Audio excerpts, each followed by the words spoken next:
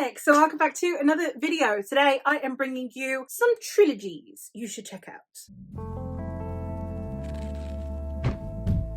I have already done one of these for companion novels and for duologies, and we are now on to trilogies. And trilogies are obviously within fantasy especially, but in general, the most common form of series. So I had a very large playing field to play with today. So I've set some parameters. Number one, I am not going to be going with anything other than fantasy. I have separate sci-fi recommendations videos, and I don't really read much outside of that. I do read the occasional historical fiction, definitely not enough of them for me to be like, oh my god, here's a concise list. So no. And anything outside of that, like in literary fiction and stuff, is a little bit out of my comfort zone as well. So we're going to stick nice in the comfort zone, and we're going to stick with fantasy. Number two, I have decided I'm going to rule out ones that are part of an extended universe. That's coming later on. I'm going to do extended universes separately. Two, I have decided that I'm also going to be ruling out ones that are super hyped, not because I don't love them, but because everyone and their mother has heard of them. That means no Poppy War, that means no Daverbad, that means no Winter Night. We're ruling out all of the ones that you have heard about at nauseam, barring one, because I couldn't help it, okay? But the rest, the really popular ones, nah. So with that being said, here's hoping I can bring some trilogies to your attention. I'm gonna get the popular one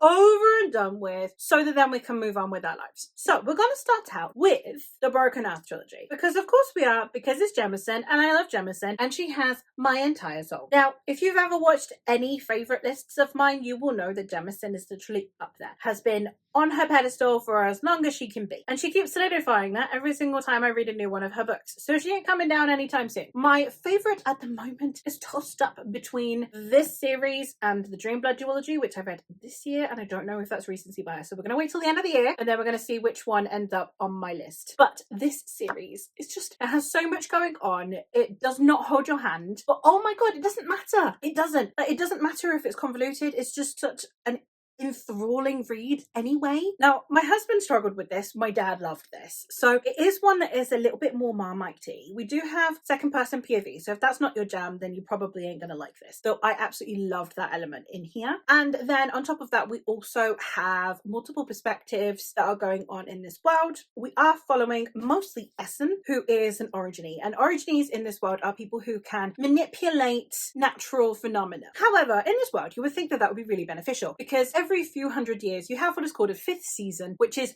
total devastation. Everyone's dead because we have lots of natural phenomena happening, like earthquakes and hurricanes, and everyone's dying. So you think that these guys would be kind of helpful, but instead they're just kind of hated by everyone instead, and you don't really know why they're hated. They just are. They're hated and feared. So Essen comes home one day and finds that her husband has discovered that her son is also an Origine and has murdered him and fled with her daughter. And it goes on that she then needs to go and find her husband and her daughter and retrieve her daughter before it's too late. This series has so many things, so many layers past that, so many interesting things going on in the world building. It's a sci-fantasy as well. I love hybrid genres, and it definitely has that post-apocalyptic vibe while still having a really intense fantasy vibe. I don't know how to explain it, but it works and I love it, and I would recommend, in case you hadn't noticed. Another one that has been rather recently popularized, thank you very much Broken Binding for bringing this to more people's attention, is of course the Chronicles of the Bitch Queen, or Chronicles of the Wolf Queen if you're trying to be correct, by Chaos Veloso. This trilogy has my entire soul. I started reading Chaos Veloso last year, this being my first foray into Chaos Veloso's writing, and since then I have read a trilogy, a duology, first book in a new series, and a novella, and several short stories, all by this author. I literally have one trilogy left by this author, and I'm clinging on to it for dear life, because then I will have no more Chaos Veloso in my life. I love Chaos Veloso's writing. I love the way she writes women. The way she writes her protagonists as these real and flawed and strong and weak and intense and soft and hard women is absolutely amazing. The way she writes motherhood, the way she depicts interpersonal relationships. Yes and yes. I love Talion so much. She is the protagonist. She is the Wolf of Oroñaro, and Talion is the daughter of this very revered warlord. So when she takes over her father's throne, her and this other heir to a throne are betrothed so that they might unite the clans under one banner. However, her husband flees the night of their wedding and is not heard from again. So Talion is having to hold down the fort all by herself to make sure that she has the safety of her son at hand. When discord starts to brew, she needs to go find her husband so that he might bring about the peace that their marriage sought. Talion's resilience, Talion's relationship with her son, Talion's relationship with her people, and the way that she is a ruler are just some of the most amazing things I've ever read. The world building in this series is absolutely phenomenal. And as I said, I'm here for the characters and the plot and the world all at the same time. Another one that has also been popularized thanks to the Broken Binding, they are absolutely nailing this. These are all series that I read before the Broken Binding and I'm just gushing about them, but I am looking longingly at everyone who has the Broken Binding subscription because again, some of my favorite series are on there. But this one is the Hanged God trilogy by Tilda Coldholt. This was actually sent to me by the author. I won a giveaway and I have it signed and personalized, and I have a wolf and I am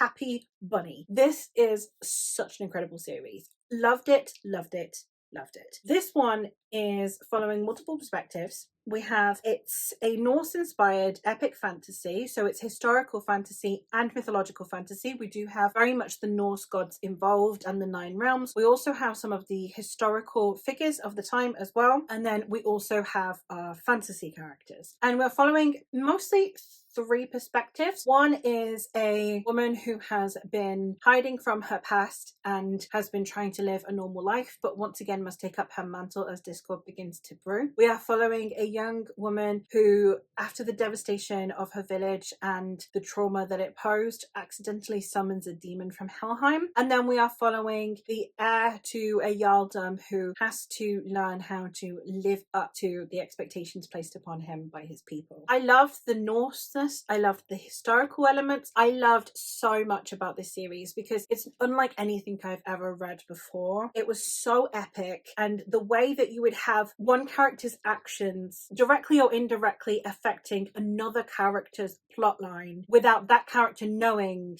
that it was this character that created that knock-on effect. The way that all of the stories interwove without actually overlapping sometimes was absolutely incredible. The authenticity of the writing in here, from the cultural aspects through to the practical aspects like weaponry, sailing, etc. And then we also have a very interesting approach to the actual Norse society here as well. And the discussions around Christianization, around losing the gods, and then eventually we do also have discussions around Ragnarok. Absolutely incredible series, and I would really highly recommend more people check this out because it's just not talked about enough. And for how popular Norse fiction is and how popular epic fantasy is, and having this one be an absolute perfect combo of the two, it really should be talked about more. Another one that I feel should be talked about more that I absolutely adore is the Empire of Dust trilogy by Anna Smith Spark. Anna Smith Spark is also slowly but surely becoming my whole personality, I'm not gonna lie. I have one more book, no, now I have 2 because she's just released one, but I have one more book in my possession and one more book I need to purchase that she co-authored, and everything I have read so far by her, I've read 4 books by her now, and as I said, I have one that I am dying to read. I have absolutely loved. Anna Smith Spark's character work, before we get into anything else, is absolutely impeccable and not talked about enough. But the thing that everyone does talk about with Anna Smith Spark is her prose. She writes literary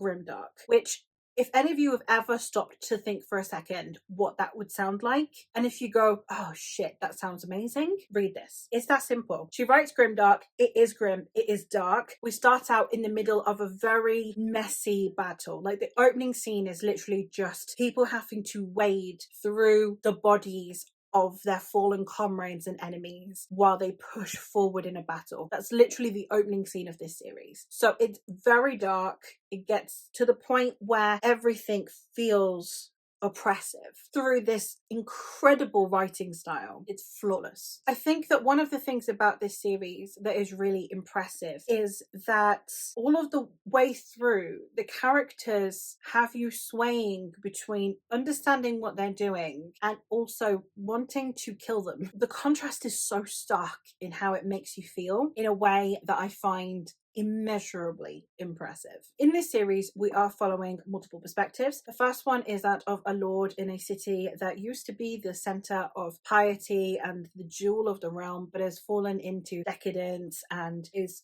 lorded over by greed. We are following a band of mercenaries, and we get two perspectives within this band of mercenaries. They are approaching a city to besiege it, and the perspectives we get, one is a foot soldier and the other is a young man who seems to be quite young but have an incredible amount of abilities, especially for just being amongst a band of mercenaries. And then the final perspective we are getting is that of a priestess who is the high priestess of her people. She was selected through this divine process, and she is supposed to cater to the needs of her people, but she cannot understand them or relate to them because she has never set foot outside of the temple. Again, would highly recommend, if you're into grimdark and you haven't read it, just rectify that immediately. And the last trilogy that I have to talk about today is the Godblind trilogy by Anna Stephens. This is another one that is woefully underhyped, very, very grimdark. Unlike the Empire of Dust, this one's not very prosaical. So if you are not looking for it to have that literary vibe and you want it to be more of like an aggressive and intense vibe, then I would go with Godblind. This is one that very much from the get-go starts with a murder and an attempted rape and just goes from there. So we have an incredible amount of violence in here, all on page, all very graphic, so do go check that out if that's something that will bother you. But we are in a world where there are two countries that used to be united and then they divided based on their belief in their gods. On the one hand, we have the dancer and the fox god, who are very much mother nature trickster god duo who are in touch with the land and the people, and it's a very typical pagan vibe of magic. On the other side, we have the red gods, who are a brother and sister who thrive on blood magic, on sacrifices, on pain, but have more immediate recompense to their followers. The king of Rilpor, the Rilporians being the ones that adhere to the dancer and fox god, is dying, and therefore the Miraces people, those who adhere to the red gods, are wanting to close in